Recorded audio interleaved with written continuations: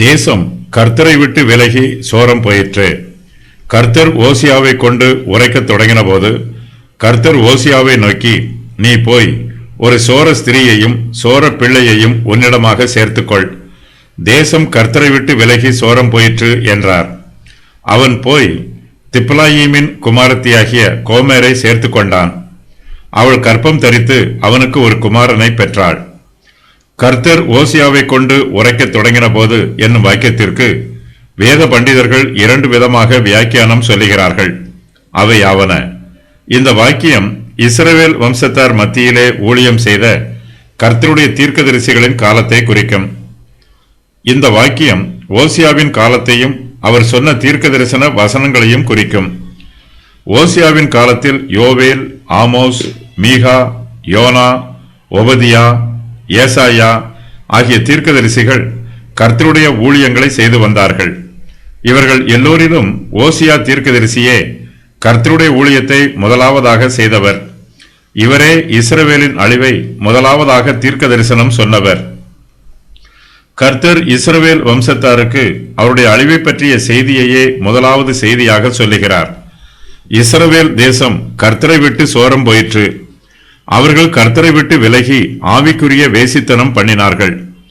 கர்த்தர் இஸ்ரவேல் வம்சத்தாரின் பாவங்களை மன்னித்து அவர்களுக்கு மறுபடியும் கிருபையும் இரக்கமும் காண்பிக்க வேண்டும் என்று ஓசியா காத்திருக்கவில்லை.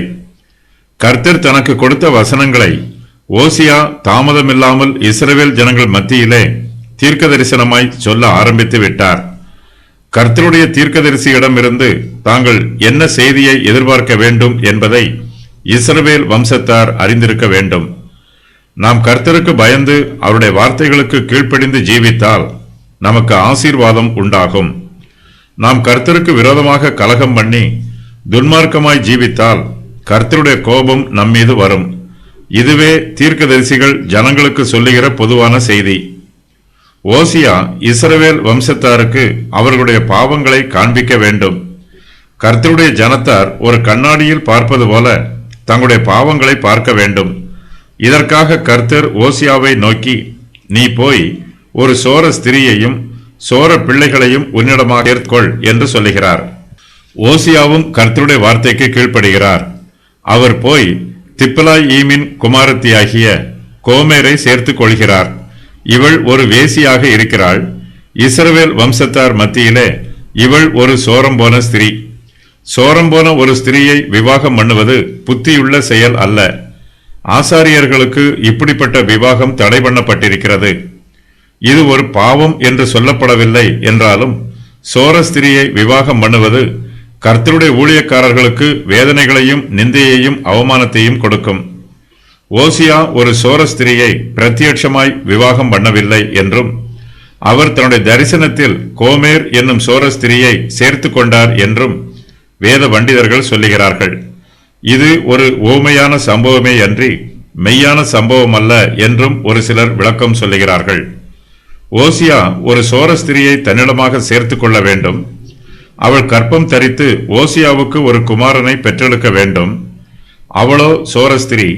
ஆகையினால் அவள் பெற்ற குமாரனுக்கு ஓசியாதான் தகப்பனா என்னும் சந்தேகம் ஓசியாவுக்கும் உண்டாகும். அவர்களை அறிந்திருக்கிற அனைவருக்கும் உண்டாகும். கர்த்தர் ஓசியாவிடம் ஒரு சோர ஸ்திரீயையும் சோர பிள்ளைகளையும் உன்னிடமாக சேர்த்துக்கொள் என்று சொல்லுகிறார். இஸ்ரவேல் வம்சத்தார் கர்த்தரை விட்டு விலகி சோரம் போய் இருக்கிறார்கள். இவர்கள் மூலமாய் கர்த்தருடைய நாமம் தூஷிக்கப்பட்டிருக்கிறது. கர்த்தர் தம்முடைய ஜனத்தை நினைத்து துக்கப்படுகிறார். ஓசியா கர்த்தருடைய துக்கத்தை ஜனங்களுக்கு வெளிப்படுத்த வேண்டும். இஸ்ரவேல் வம்சத்தார் கர்த்தரை விட்டு விலகி போய் விட்டார்கள். அவர்கள் விக்கிரகங்களை ஆராதிக்கிறார்கள். அந்நிய தெய்வங்களுக்கு தூபம் காட்டுகிறார்கள். இஸ்ரவேல் வம்சத்தார் கர்த்தருக்கு உரியவர்கள். ஆனால் அவர்களோ கர்த்தருக்கு விரோதமாக துரோகம் பண்ணி விக்கிரகங்களை ஆராதிக்கிறார்கள். அவர்கள் ஆவிக்குரிய வேசித்தனம் செய்து சோரம் போய் இருக்கிறார்கள். கர்த்தர் இஸ்ரவேல் வம்சத்தார் மீது குற்றம் சொல்லுகிறார். விக்கிரக ஆராதனையே அவர்களுடைய பிரதான பாவம். எல்லா வேசித்தனங்களிலும் விக்கிரக ஆராதனையே மகா பெரிய வேசித்தனமாகவும் மகா பெரிய பாவமாகவும் இருக்கிறது. இஸ்ரவேல் வம்சத்தார் கர்த்தருக்கு உண்மை உள்ளவர்களாய் இருக்க வேண்டும். ஆனால் அவர்களோ கர்த்தருக்கு துரோகம் செய்து அவரை விட்டு விலகி போய் விடுகிறார்கள். இஸ்ரவேல் தேசம் முழுவதும் கர்த்தரை விட்டு விலகி சோரம் போயிற்று. தேசம் முழுவதும் அசுத்தத்தினால் தீட்டுப்பட்டிருக்கிறது. கர்த்தர் பரிசுத்தர், கர்த்தருடைய ஜனங்களும் பரிசுத்தமாய் இருக்க வேண்டும். ஆனால் இஸ்ரவேல் வம்சத்தாரோ தங்களுடைய விக்கிரக ஆராதனையினால் தங்களையும் தீட்டுப்படுத்துகிறார்கள், தங்கள் தேசத்தையும் தீட்டுப்படுத்துகிறார்கள். சோரம் போன ஜனங்கள் இஸ்ரவேலின் பரிசுத்தரை தங்களுடைய தேவன் என்று சொல்லும்போது அது தேவனை மகிமைப்படுத்தாது. அவர்கள் கர்த்தரை தங்களுடைய தேவன் என்று சொல்லும்போது அது கர்த்தருக்கு கனத்தை கொடுக்காது. கர்த்தரை விட்டு பிரிந்து போய் சோரம் போன ஜனங்கள் கர்த்தருடைய பரிசுத்த தேசத்தில் வாசம் பண்ணுவதும் கர்த்தருக்கு மகிமையாயிராது. வேசித்தனம் செய்து சோரம் போன ஸ்திரீ ஒரு குடும்பத்தில் தங்கியிருக்கும் போது அந்த குடும்பத்திற்கு நல்ல பெயரோ அல்லது சமுதாயத்திலே அந்த குடும்பத்திற்கு உயர்ந்த அந்தஸ்தோ இருக்காது. இஸ்ரவேல் வம்சத்தார் கர்த்தரை விட்டு சோரம் போய் இருக்கிறார்கள். அவர்கள் இஸ்ரவேல் தேசத்திலே வாசம் பண்ணுகிறார்கள். தேசம் முழுவதும் கர்த்தரை விட்டு விலகி சோரம் போய் இருக்கிறது. திப்லாயீமின் குமாரத்தியாகிய கோமேர் அக்காலத்திலே இஸ்ரவேல் தேசத்திலே பிரசித்தி பெற்ற வேசியாய் இருந்தாள்.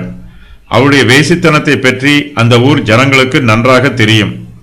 அவள் சோரம் போனவள் என்பதை எல்லோரும் அறிந்திருந்தார்கள். இஸ்ரவேல் தேசம் அவளைப் போலவே கர்த்தரை விட்டு விலகி சோரம் போயிற்று. கோமேர் என்னும் பெயருக்கு தீட்டு அல்லது அழிவு என்று பொருள். திப்லாயீம் என்னும் பெயருக்கு 2 அத்திப்பழ அடைகள் அல்லது அத்திப்பழங்கள் என்று பொருள். இஸ்ரவேல் தேசம் அழிவுக்கு ஆயத்தமாய் இருக்கிறது. அவர்கள் இப்போது செழிப்பாக இருந்தாலும் அவர்களுக்கு சீக்கிரத்தில் அழிவு வரப்போகிறது. அவர்களுடைய வேசித்தனமும் நிர்விசாரமும் மாம்சத்தின் இச்சைகளும் விக்கிரக ஆராதனைகளும் அவர்கள் மீது வரப்போகிற அழிவுக்கு காரணம். திரட்சியான சம்பத்துக்களையும் ஐஸ்வர்யங்களையும் வைத்திருக்கிறவர்கள் அதை தப்பிதமான வழிகளில் பயன்படுத்தும் போது அவர்களுடைய ஐஸ்வர்யமே அவர்களுடைய அழிவுக்கு காரணமாய் இருக்கும். ஓசியாவில் கூறப்பட்டிருக்கும் கட்டளைகள்: நீ போய் ஒரு சோர ஸ்திரீயையும் சோர பிள்ளைகளையும் உன்னிடமாக சேர்த்துக்கொள். இவனுக்கு எசரையே என்னும் பெயரிடு, இவளுக்கு லோருகாமா என்னும் பெயரிடு, இவனுக்கு லோகம்மி என்னும் பெயரிடு. உங்கள் சகோதரரை பார்த்து அம்மி என்றும் உங்கள் சகோதரிகளை பார்த்து ருகாமா என்றும் சொல்லுங்கள். உங்கள் தாயோடே வழக்காடுங்கள். அவள் தன் வேசித்தனங்களை தன் முகத்தினின்றும் தன் விபசாரங்களை தன் ஸ்தனங்களின் நடுவினின்றும் விலக்கி போட கடவள்.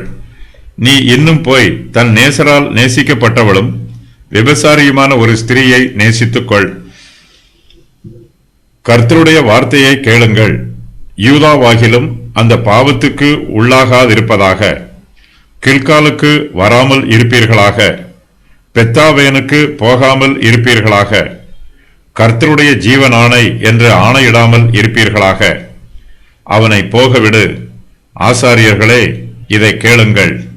இஸ்ரவேல் வம்சத்தாரே, கவனியுங்கள். ராஜாவின் வீட்டாரே, செவி கொடுங்கள். கிபியாவிலே எக்காலத்தை ஊதுங்கள். ராமாவிலே பூரிகையை ஊதுங்கள். பெத்தாவேனிலே கதறுங்கள். கர்த்தரிடத்தில் திரும்புவோம் வாருங்கள். உன் வாயிலே எக்காலத்தை வை. இஸ்ரவேலே, மகிழ்ச்சியாயிராதே. நீங்கள் நீதிக்கென்று விதை விதையுங்கள். இஸ்ரவேலே, உன் தேவனாகிய கர்த்தரிடத்தில் திரும்பு. வார்த்தைகளை கொண்டு கர்த்தரிடத்தில் திரும்புங்கள். ஓசியா தீர்க்கதரிசியின் மனைவி வடக்கு ராஜ்யத்தை சேர்ந்தவள். அவள் விக்கிரக ஆராதனையில் ஈடுபட்டிருக்கிறாள். வடக்கு தேசத்தார் கர்த்தரை விட்டுவிட்டு விக்கிரக ஆராதனையில் ஈடுபட்டிருக்கிறார்கள்.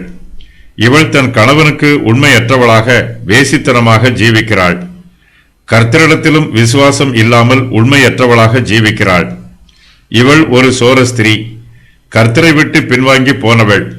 விக்கிரக ஆராதனையில் பயன்படுத்தப்படும் வேசித்தனத்திலும் இவள் ஈடுபட்டிருக்கிறாள். ஓசியா தீர்க்கதரிசி செய்த காரியங்கள்: மோசேயைப் போல விவாதம் பண்ணாமல் கர்த்தர் சொன்னபடி புறப்பட்டு போனார். அவர் கோமேரை தன் மனைவியாக சேர்த்து கொண்டார். ஓசியா தகப்பனானார். கோமேர் ஓசியாவிற்கு ஒரு குமாரனை பெற்றாள். கோமேர் என்னும் பெயருக்கு நிறைவு என்று பொருள். இவள் விக்கிரக ஆராதனையில் ஒரு குறைவும் இல்லாமல் அனைத்தையும் நிறைவாக செய்கிறாள்.